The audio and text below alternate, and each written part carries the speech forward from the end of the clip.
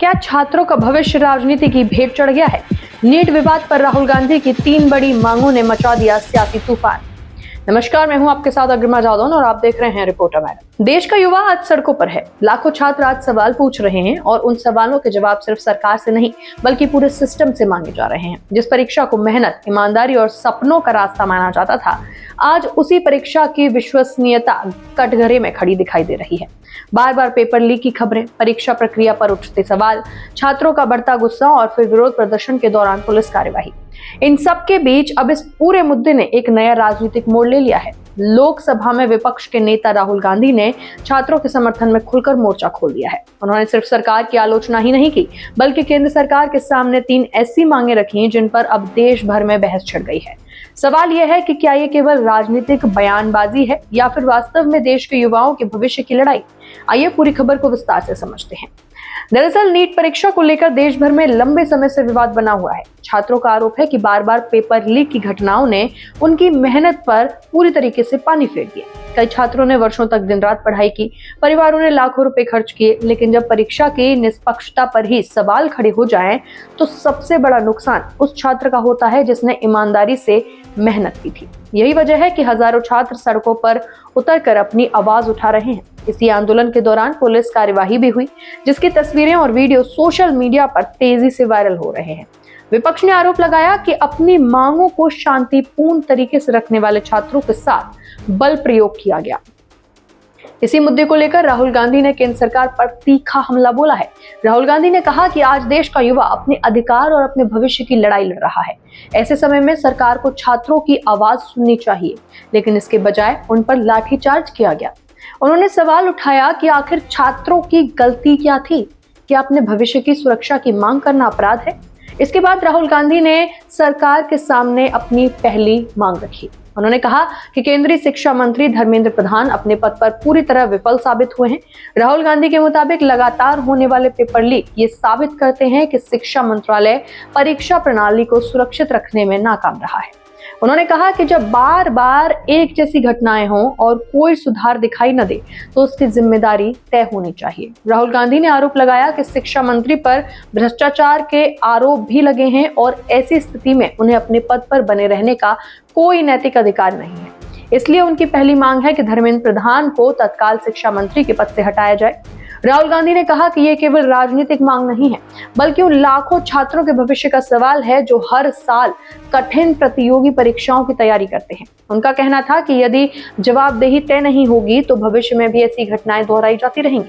इसके बाद राहुल गांधी ने अपनी दूसरी मांग रखते हुए कहा कि छात्रों पर हुई पुलिस कार्यवाही की निष्पक्ष जांच होनी चाहिए। उन्होंने कहा कि चाहे आदेश देने वाला अधिकारी हो या फिर कार्यवाही करने वाला कर्मचारी, सभी की जवाबदेही तय की जानी चाहिए।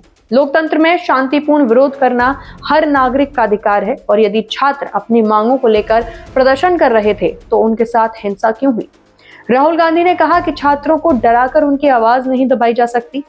इसके बाद राहुल गांधी ने अपनी तीसरी और सबसे बड़ी मांग रखी। उन्होंने कहा कि इस पूरे घटनाक्रम के लिए प्रधानमंत्री को देश के छात्रों से माफी मांगनी चाहिए। जी हाँ, राहुल गांधी का कहना था कि जब लाखों छात्रों का भरोसा परीक्षा प्रणाली से उठ जाए, जब युवाओं को लगे कि उनकी मेहनत का कोई मूल्य नहीं रह गया है और जब सरकार समय रहते समस्या का समाधान नहीं कर पाए, तब देश के प्रधानमंत्री की नैतिक जिम्मेदारी बनती है कि वे छात्रों के सामने आकर उनकी भावनाओं का सम्मान करें और उनसे माफी मांगे।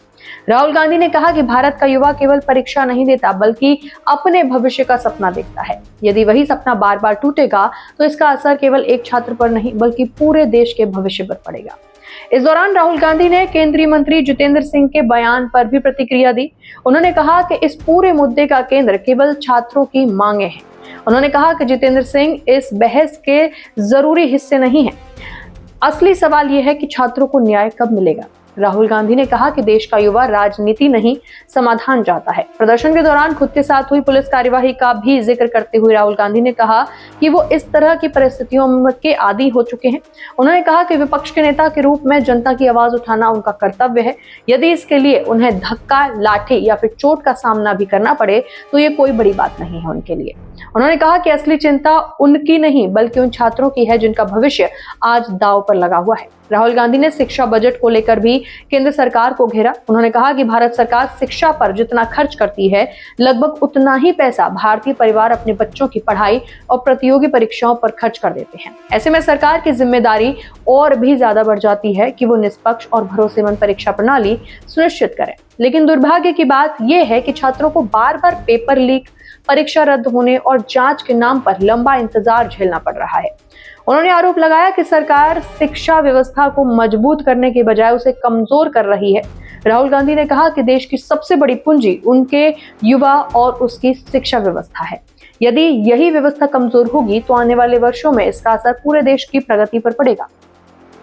उन्होंने ये भी सवाल उठाया कि आखिर इतने बड़े बड़े पेपर लीक मामलों के बावजूद अब तक कितने लोगों को सजा मिली, कितनों को दोषी ठहराया गया।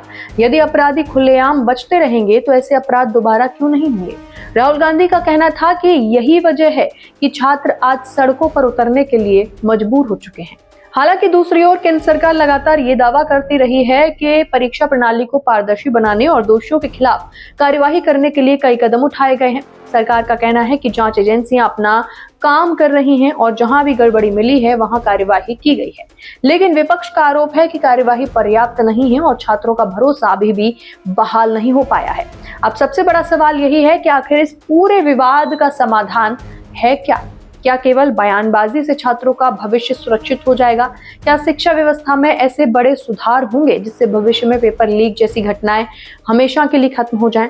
क्या सरकार और विपक्ष राजनीति से ऊपर उठकर छात्रों के हित में कोई साझा रास्ता निकाल पाएंगे? और सबसे बड़ा सवाल, क्या देश का युवा फिर से उस परीक्षा प्रणाली पर भरोसा कर पाएगा जिसके सहारे वो अपने सपनों को पूरा करना चाहता है? फिलहाल इस मुद्दे पर सियासत लगातार तेज होती जा रही है, लेकिन राजनीति से कहीं बड़ा सवाल उन लाखों छात्रों का है जो आज भी अपने भविष्य को लेकर असमंजस में हैं। उन्हें बयान नहीं, भरोसा चाहिए। उन्हें आरोप नहीं, समाधान चाहिए।